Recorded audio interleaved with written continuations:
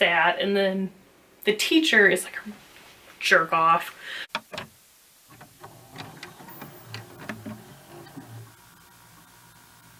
Hi guys, welcome back to the channel. I thought I would do kind of a like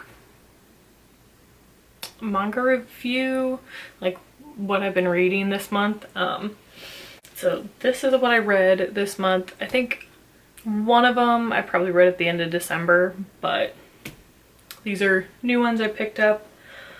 We'll start with the BLs I read. This one I got from Right Stuff. It is Twittering Birds Never Fly, Volume 1. This one, oh my gosh, Miney, what are you doing? This one, I don't know if I'll keep reading. I might. There's one guy that I like, and the rest of them I'm kind of just like, ugh. So, yeah, that one's okay. This one's pretty graphic. So this is the guy that I like.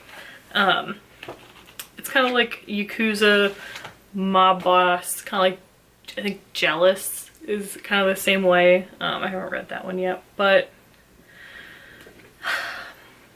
if Volume 2 is on sale, I'll probably pick it up, but I don't know if I would recommend it.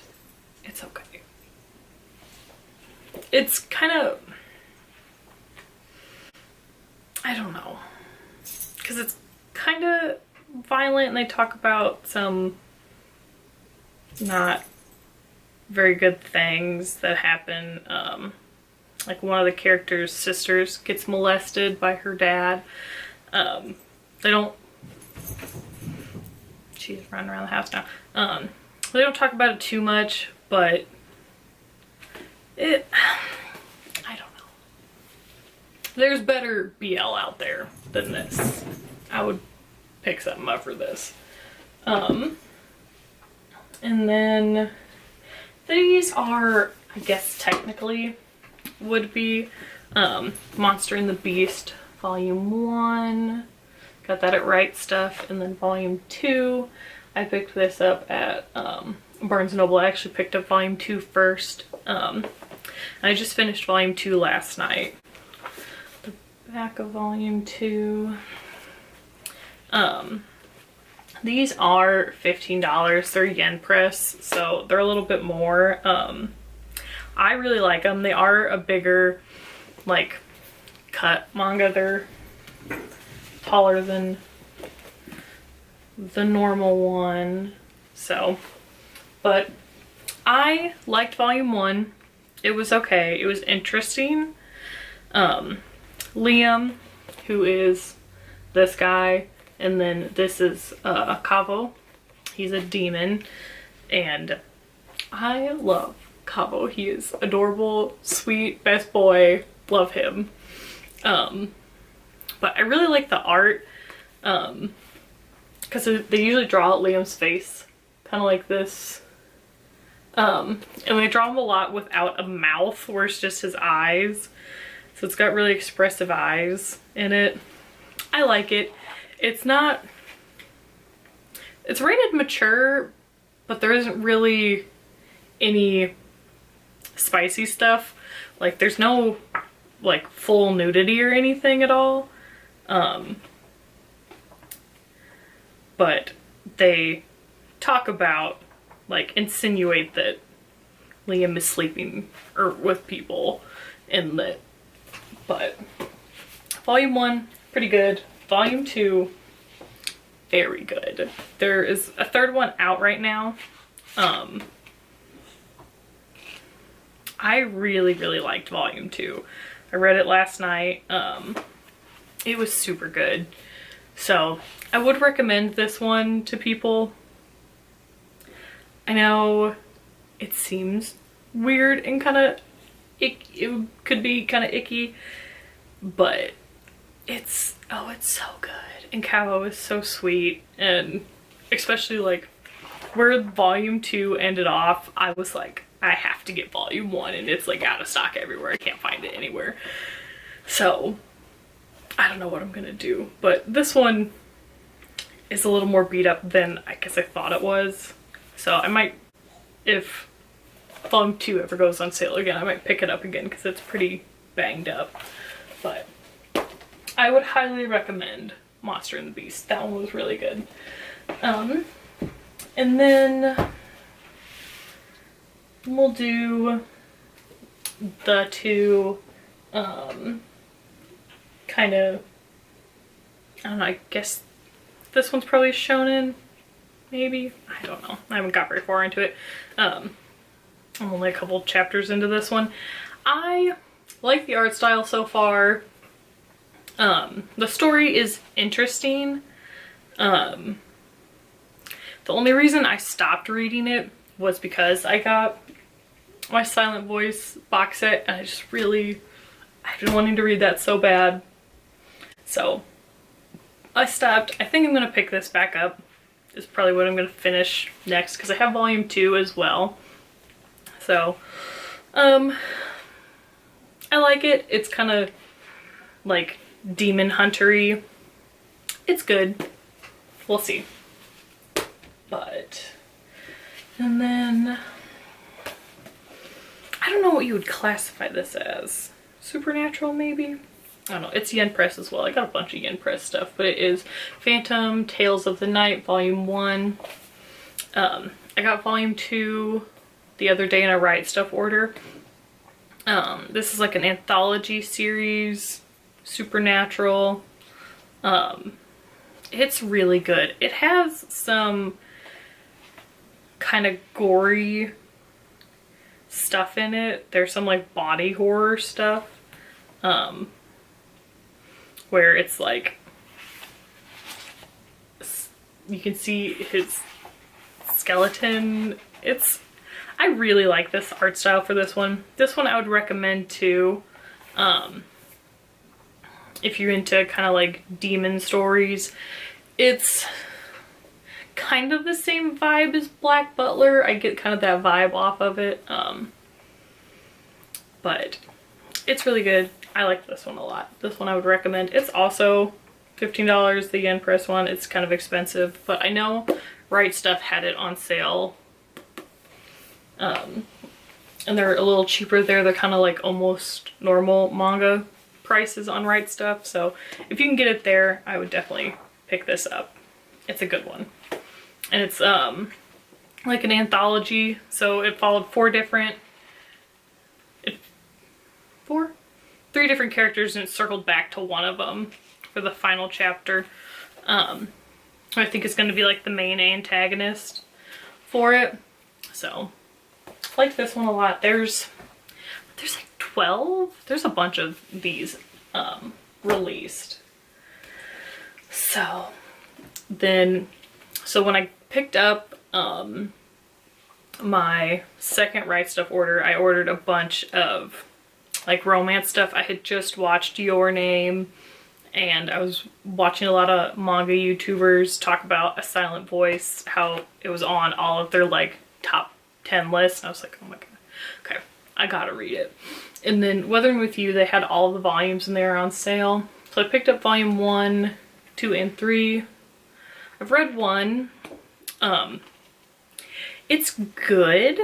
I like it. There's a lot of backstory. I don't know. The way it ended is really interesting. I'm excited to see what happens with it. This is one of our main characters. What is his name? Hadoka. It's Hadoka. And then this is Hina on the back. She's like the main girl. It was good. I might read this because I have it all. But this was good. I would say probably like between A Silent Voice, Your Name, and this one, I would read a silent voice like #1, hands down #1. And then probably Your Name, and then this one. We'll see how the last couple ones go, but it is good. And then this. I bought the Silent Voice box set. Sorry, there's kind of a glare. Which they are releasing collector's editions, hardcover. I think there's going to be 2 of them. But this was, I think, my favorite manga I've ever read yet. Because I used to read a bunch, but volume 1. It is about these 2 characters, Shoya, who is the boy, and then Shoko, who is the girl. She is deaf and goes to the same, like, grade school as Shoya, and he is a bully, and they, you know, she's different. They don't have any other kids with who are deaf, so they don't know how to interact with her. And, you know, she does talk kind of weird because she can't hear. So that is kind of a pain point. I guess there's 7 volumes, where they make fun of her for it, and she has this communication notebook, which actually you get a like replica of in the box set. So I'll show you that in a second. But so she is getting bullied really bad at this grade school, and like they're taking her hearing aids and they're breaking her hearing aids, and they break like 7 or 8 of them, and it's like thousands of dollars worth of hearing aids that get destroyed. But this is her communication notebook replica. She has this on the first day of school when she comes to meet the class.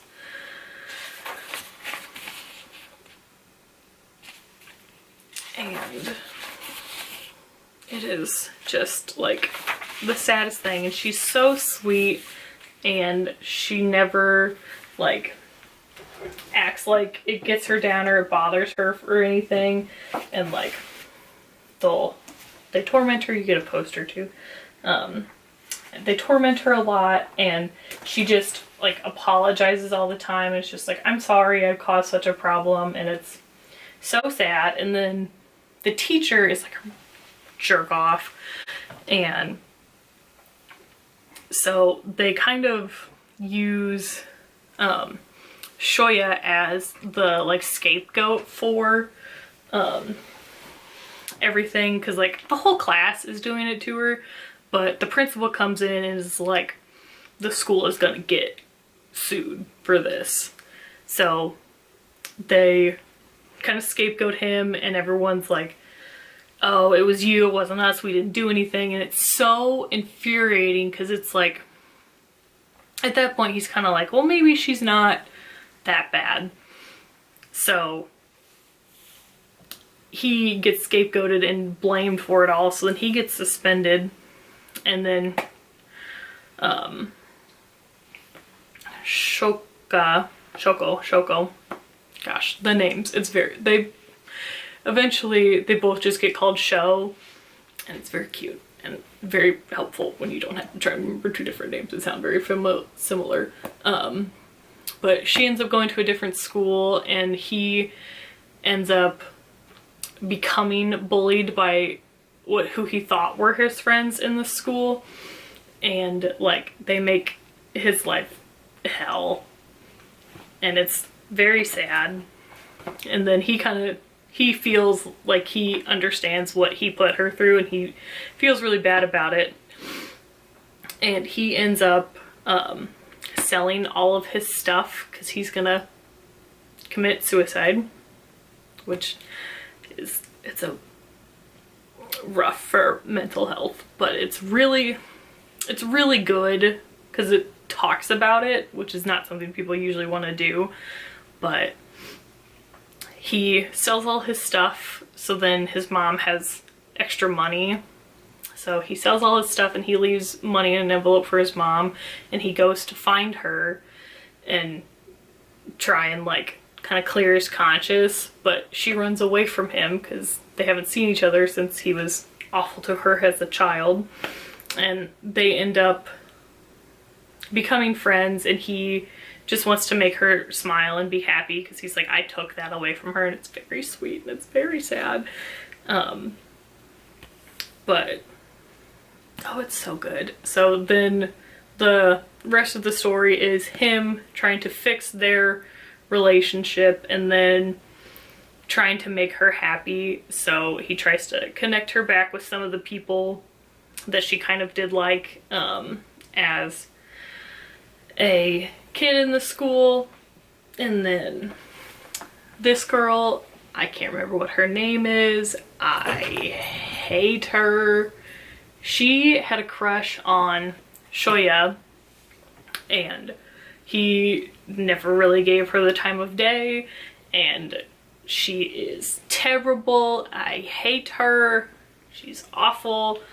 But this girl, this tall girl, was nice to Shoko, and everyone made fun of her, so she ended up dropping out of school. But oh, and then Shoya, he learned sign languages, is like fluent in sign language, so he can talk to her. Very sweet. And didn't tell anybody, nobody else knew. He just learned it on his own so he could talk to her. And everyone made fun of the class because they were going to try and teach the class sign language, and they're like, whoa, why do we need to? She can write. Awful people. But so like one of the main things is Shoya's becomes friends with this short guy, and they make a movie about for a film festival, and then these are kind of like the supporting characters. But that becomes a whole point of contention where they all get into a big fight because they all want to make it about themselves, and all he wanted to do was make her happy, and he blows up on them all on this like bridge that they go and talk to Shoko on every Tuesday. I believe it's on Tuesdays. And he's like, God, you're all terrible. You make me sick. You're terrible people. And oh, it's so sad. But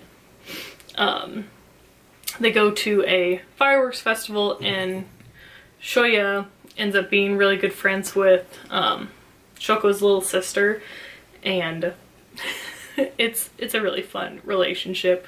So her little sister is trying to get them together because she knows, and she's like, oh my gosh, Miney, chill out. That he really does end up caring about her a lot. My God, would you stop it? Hey. Hey! Stop. What was I saying? Oh, tries and gets them together, and they're at a firework festival, and she decides to go home early, and then your little sister is like, hey, can you go get my... Hey! Can you go get my camera? Because she takes a lot of pictures. Which, oh my gosh, finding out why she takes the pictures broke my heart. I'm so sad. But he walks into their apartment right as she is about to commit suicide, because you end up seeing inside of her communication notebook, there's all this like, die, we hate you, I wish you would die. It's so sad because when they were writing in that, she was a like little kid. So sad. So she goes to jump and he catches her, but he can't pull her up. So he finally gets her high enough to get onto the railing, and then he falls off trying to pull her up. So he ends up in the hospital, and oh, it's so sad. And she feels terrible, and they, fantastic. But they do end up, it's fine, and he wakes up out of a coma, because he's in a coma for like the second half of one of the books, I think, or almost all of one book. And they meet up on the bridge in the middle of the night, and the two of them, it's very sad. But when they graduate high school, she ends up wanting to go to Tokyo to be a hairdresser. She cuts her sister's hair. His mom is a hairdresser who actually cuts her hair early on in the series. So she wants to go to Tokyo because there is a cosmetologist who speaks sign language, or has someone who is also deaf. And he's worried about her being all the way in Tokyo by herself and that it'd be dangerous. But a couple of, I think it's these two, are gonna be in Tokyo as well doing fashion stuff. So they kind of, I wouldn't say he lets her go, but he's not as worried about her. But they do like a, I don't know, coming out festival. It's like a Japanese thing of like early 20s people do it. It's kind of like a reunion almost. But it's the two of them, and they are standing by the door to go back to their like grade school classroom, and they're nervous and they hold hands and walk in, and then I cry for 20 minutes after. Oh my god, it's so good. There's so much more that happens, but oh, it's so good. Oh. But this will definitely be in my top 3, I think, forever. It's such a good story. It talks about such heavy things, and it does it in a way that doesn't feel cheap, and it feels real, and like this stuff does happen, and it's hard stuff you need to talk about, and they feel so lived in, of like, yeah, you would be awkward around this girl who you really like, but you were terrible to her, and it's like, how do I don't deserve to be happy, I just want them to be happy. And it's so, I wish it's 7 volumes, it could be 27 and I would love it just as much. It doesn't feel, just because it is 7, it doesn't feel too short. I wish it was longer just because I adore the characters so much, or I wish they had like a sequel one with them. Hey guys, my camera overheats. I don't understand why it gets so hot, but Silent Voice. If you can get your hands on it, please read it. It is fantastic. I got this at Right Stuff. It was on sale. I know on Barnes & Noble it's usually like, I think it's $75 for the box set. My Right Stuff is having a moment. Let's see what it is on Right Stuff right now.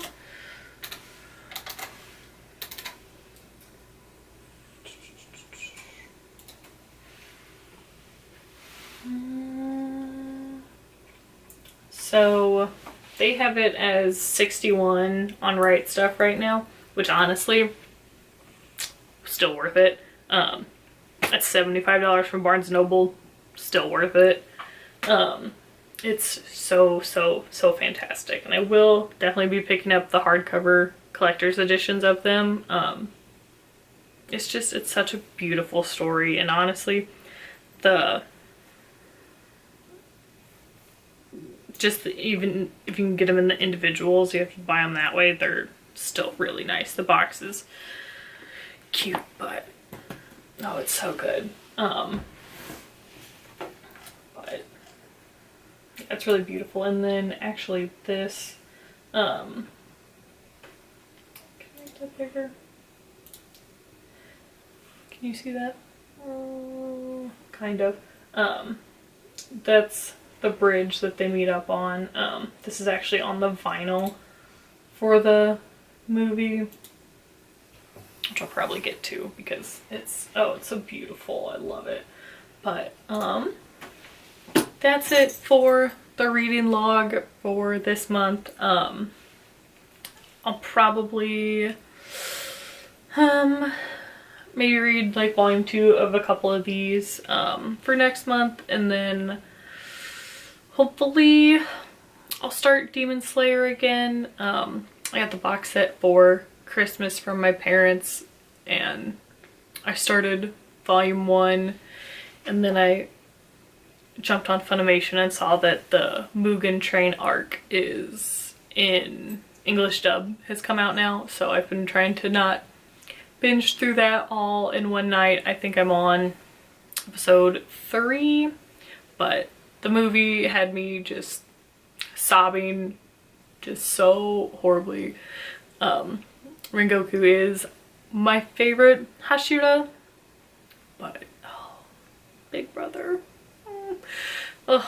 But I'll probably read that, and then hopefully I can pick up some of the Jujutsu Kaisen volumes I'm missing, because I would like to get reading that, because I think I have Zero, which is the movie one, which just got announced for March 12th, I think, 18th, 12th, US release date in theaters, so that's really exciting.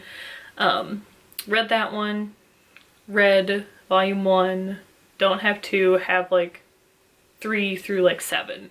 So I'm missing 2, and I know I can read it on the app, but I want to read it in person. So that's kind of what next month's probably going to be, but I will see you guys later.